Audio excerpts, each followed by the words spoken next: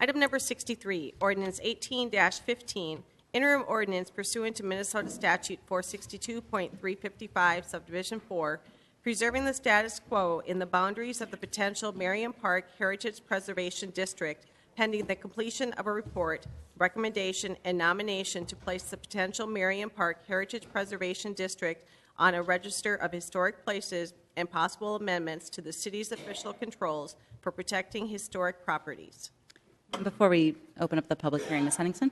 Yep, I just want to make a note for everyone who's here on this item that this is the third reading public hearing and the vote won't happen until next week. I also want to say thanks to everybody who has written me on this item on both sides of the issue, and they've written thoughtfully, you've written thoughtfully, including people who don't live in Merriam Park.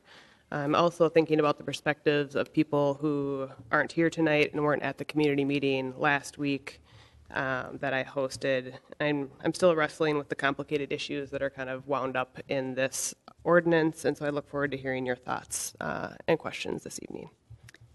Thank you, and I appreciate Ms. Henningsen's clarification. It is a little bit anticlimactic, but both for the last item and for this item, these are both ordinances which have 4 readings. This is the third reading public hearing. We won't actually vote until next week, and that actually allows us time to think about what you've said tonight, reflect on it, and then take our final vote next week. But looking forward to hearing what everyone has to say. And since it seems like there are a lot of people here on this item, just to let you know, after we have folks speak, I will ask those who are here opposed to the item and those who are here in support to stand at the end, just to be recognized and to see who's here. So if you're here on one side or the other and don't really want to speak but want to be seen as being here on one side or the other, you will have that opportunity. So without further ado, all of those who are wish to speak in opposition to this item, please line up.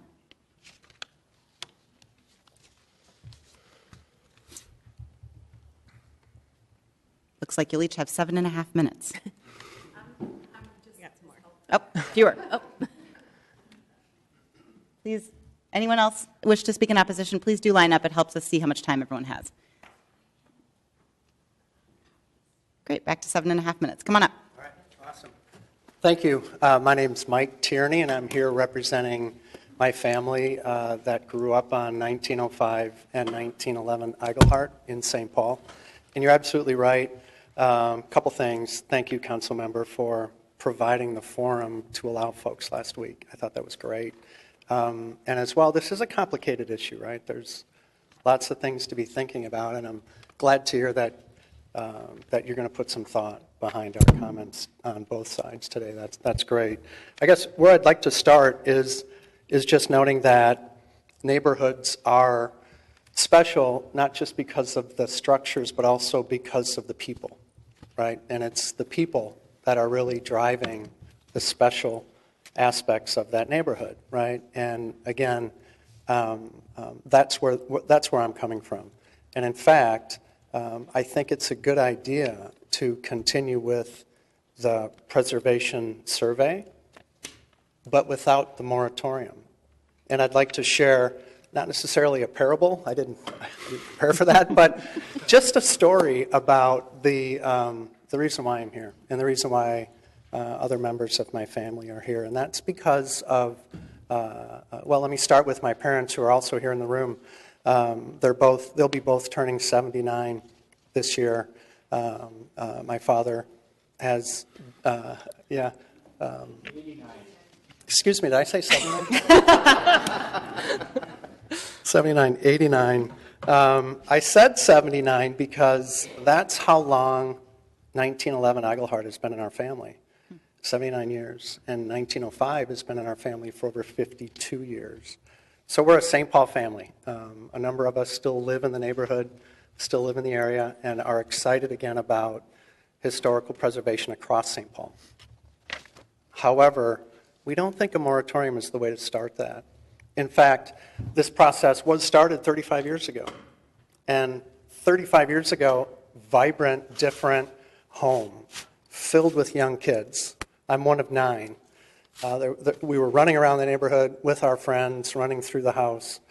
In short, things have changed in 35 years. And in fact, since about the year 2001, when my father had a fall and broke his knee, a compound fracture, which forced him to retire from being a handyman, the home started to deteriorate, both on the outside and the inside of the home. And what we've passed through and around are some photographs of the inside of the house. I think the outside of the house has been well documented, both in the press, both in paper as well as online or on the news. So the home looks fantastic from the outside, from a block away, maybe even a half a block away. But if you get up close, you'll notice the deterioration of both homes. In short, I'm here to present and ask consideration again to have the moratorium not passed, but again, allow the Preservation Society to do its work, to look through the city, especially this neighborhood. And I hope you consider that. A couple things about our situation, and then I'll turn it over, if you don't mind. Again, I mentioned about 2001, the home started to deteriorate. Since then, and since this, starting last year, we've had an opportunity then to put the home on the market. And one of the things that you're looking at is a sales sheet that lets you know that both properties are being marketed separately, but because of MLS rules, we're not able to both market it separately and to market them as one. I just want to make that clear to the folks. I think there was some question about that. So that sell sheet makes sure that you understand that. The other thing is I want to make sure that the home owners are represented tonight as well, not just my thoughts, but I want to impart the financial hardship that this moratorium is presenting to my parents. Again, are both 89 in home care right now, moved to Highland to facilitate that, the Highland Park area. And they expected a sale in 2017 in order to fund the rest of their lives and the care that they need. This moratorium has prohibited them from having the funds necessary to fund the rest of their lives in comfort. I want to make that clear. Again, we're asking that the council take this under consideration and realize that the moratorium is also forcing them to continue property tax payments, to continue snow removal, and hopefully at some point lawn care service soon. It's increasing costs. I think you understand that. And it's increasing costs that were unplanned financially. So again, I want to impart on this council the impact that you're having on 89-year city residents financially. So with that, I'll turn it over to the next speaker. Thank you so much, and please sign in. Welcome. Hi, thank you. Excuse me. My name is Charlie Niemeyer, and I'm a residential real estate agent in St. Paul. And I happen to represent a buyer who is interested in purchasing one of the new construction houses that was potentially planned for the property that was in question on Eigelhart, 1905 and 1911. And unfortunately, due to actions have been taken, we're not able to go forward with the purchase of a buyer who wants to buy what will be a $600,000 to $700,000 house. There were 4 of them to be planned. And I guess my question to the council is, why can't we go forward? This would be great for single-family houses and a nice addition to the area. Great. Thank you. Please sign in. Is there anyone else here who wishes to speak in opposition to this item? Please come on up. You were presented with those papers, and one of them is an MLS list sheet. It is now canceled. It does show there, though, days on the market as a single-family residential listing. Sorry, ma'am. Excuse me for just a second. Can you please say your name and the neighborhood you live in? Sarah Hanahan. I am also a real estate agent, and I am helping represent for 1905 and 1911. So on that sheet, it does say days on market. Those were 19 days that we let that single-family house be shown for rehabbers and just for that home, not presenting them together with 1911. We have a price on there. We have said it was a rehab. We had plenty of showings. There were no offers at that time. We then marketed them together. We did have one showing for the duplex separate, but as the family was concerned that that house would not sell without being with that duplex. So then we started marketing together. The duplex and the single family was then priced at $599. We did have the one offer.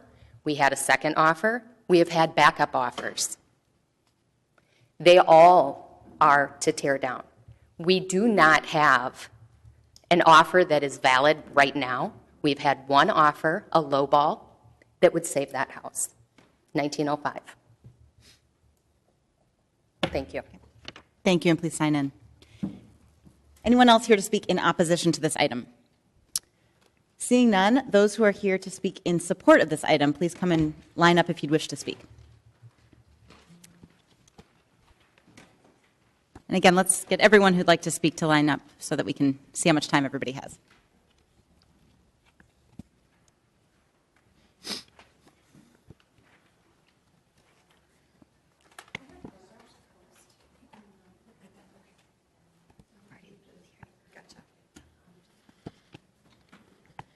Okay, so it looks like we have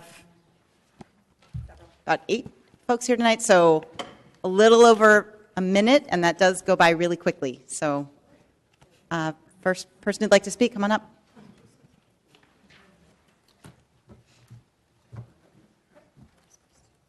Welcome. Hello, my name is Andrea Plautz. I'm from Merriam Park. I live at 1875 Carroll with my husband and 2 young children. I am one of the 41 properties that is affected by this moratorium. I'm strongly in favor of the proposed moratorium and the historic preservation study plan for Merriam Park properties. One of the main reasons we purchased our house almost 7 years ago was this historic Victorian style, and we are committed to maintaining that property.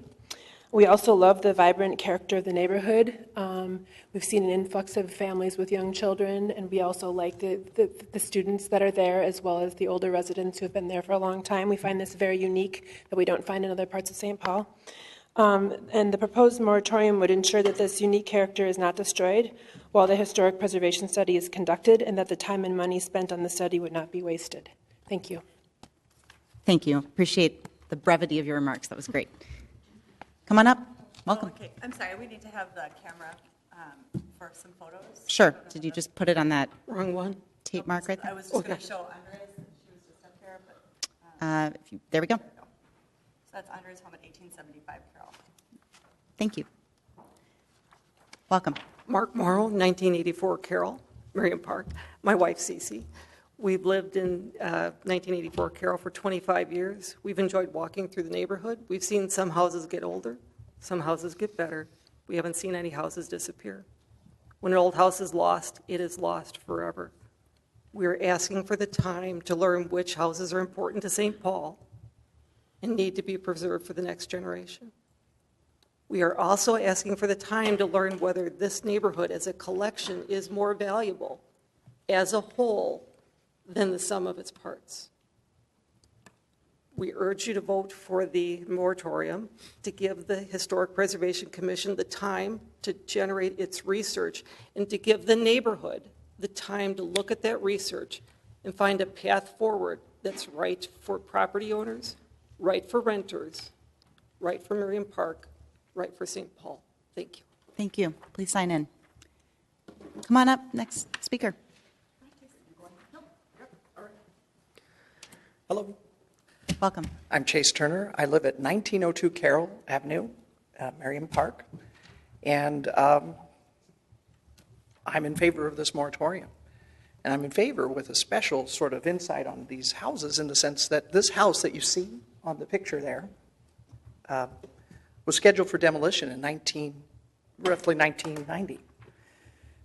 We're the third homeowners, and thankfully the city of St. Paul made a decision that instead of having this torn down due to bankruptcy, they decided to reinvest with 2 ladies. And this is the happy result.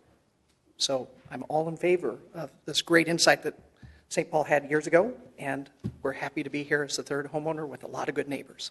Thank you. Thank you. Please sign in. Welcome.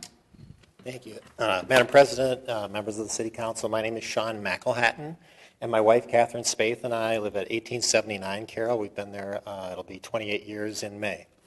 And we're strongly in favor of the proposed ordinance. Over the holiday weekend, we and several of our neighbors went door to door and collected signatures on a petition in favor of the ordinance. I'd like to present that petition to the council.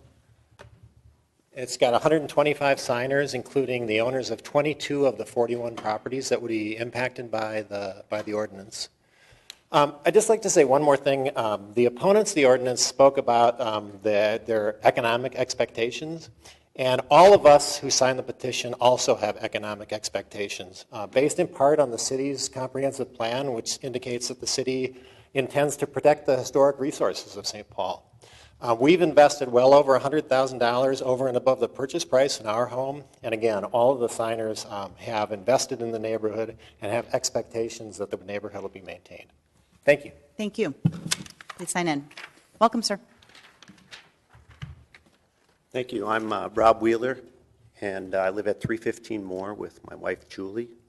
We've lived in my family has lived in the neighborhood since 1960. I purchased this particular home 1989.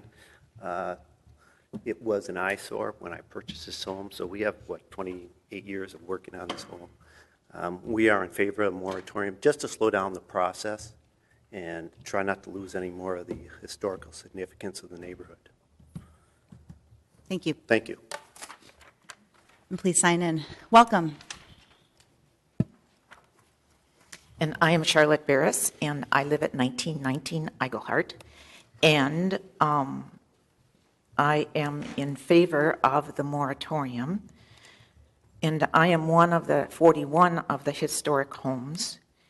And I have lived in this house for now 70 years and have watched my mother fix it and keep it up. And I, too, have invested a lot in the last, since 1990, since my parents passed away. And so I look at the beauty of my neighborhood. I look at the many homes where people have invested, especially over the last 20 years. It's amazing to see the improvements and the creativity and the time and the energy that they take to improve this neighborhood. And I would hope that 1905 and 1911 could also be improved. And just know, I personally have heard of 5 different people who would love to buy 1911. It's a duplex that I look at all the time and have toured it. And yes, it needs a little work, but these people would like to have that rental investment. They haven't been able to put a bid in because both properties have been being sold together. So if the properties could be split, that would be quite wonderful. I've also spoken to 3 other people who are like historic developers who would love to work with 1905, and I find it phenomenal to walk through it and to see some places where there's original wallpaper, there's original flooring. I think it should be given to the Historic Society because it could be a museum piece, because no doorways have been changed, very little has been done to it, which is an advantage for anyone who is a historic developer. So I am in great hope then that you would pass this moratorium so we could do more study of the homes in this particular area, which are just lovely, lovely homes. So thank you. Thank you very much. Please sign in. Is there anyone else here to speak in support of this item? Last but not least, I guess. If you could have the photos posted up again. If you put them there, there we go. Got it. My name is Sarah Robinson, and I am fortunate enough to live on Eigelhart Avenue in Merriam Park. And I live just in between the Masonic Triune Temple that you see here on the photograph and a church at the other end of the block, which I'll talk about next. This Triune Temple is one of the first Masonic temples, the first historic Masonic temples that still remains in the Twin Cities area. It is one of the earliest and best preserved buildings erected exclusively for the use of a single Masonic lodge. The structure was built for Triune Lodge number 190 by Henry Strucken. It was built in 1910 and was commemorated in 1911. It is recognized for its historic and architectural significance by being placed on the National Register of Historic Places in 1980. So this has already been recognized. Stylistically, the temple is an excellent example of some of the neoclassical revival in the opening decades of the 20th century. The exterior is virtually unchanged, while the interior retains many of its classic integrity and remains substantially intact. The picture above shows the exterior as it is today. It is unique because it incorporates many elements of the traditional Masonic ritual into its architectural design. Excuse me. At the other end of the block is 1850 Eigelhart Avenue, which is Olivet Congregational Church.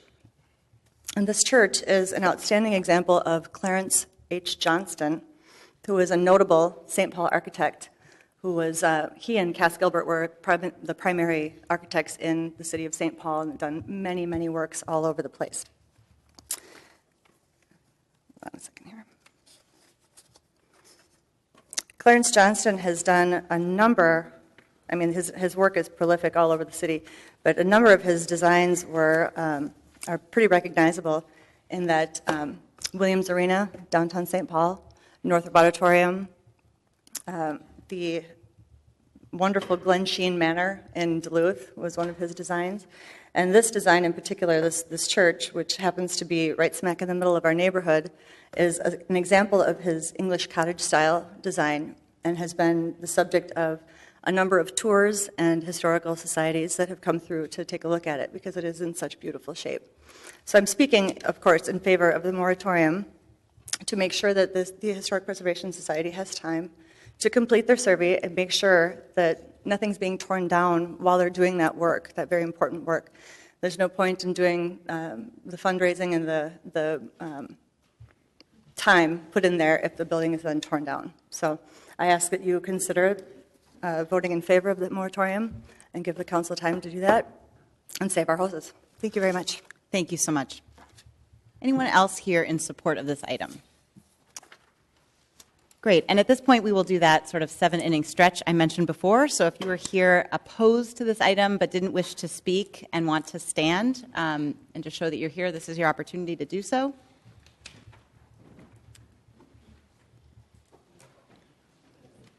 Okay, thank you. And anyone here who came in support of this item and didn't get a chance to speak but would like to stand, please do so. Or did get a chance to speak. Great. Thank you so much. Ms. Henningsen? I'll move to close the public hearing. Ms. Henningsen moves to close the public hearing. All in favor say aye. Aye. Opposed? Motion prevails. Ms. Henningsen? Unless there are questions or comments from my colleagues, I'll just can move on. Is there any discussion on this item? So this ordinance is laid over to April 11th for final adoption, and that is at 3:30 p.m.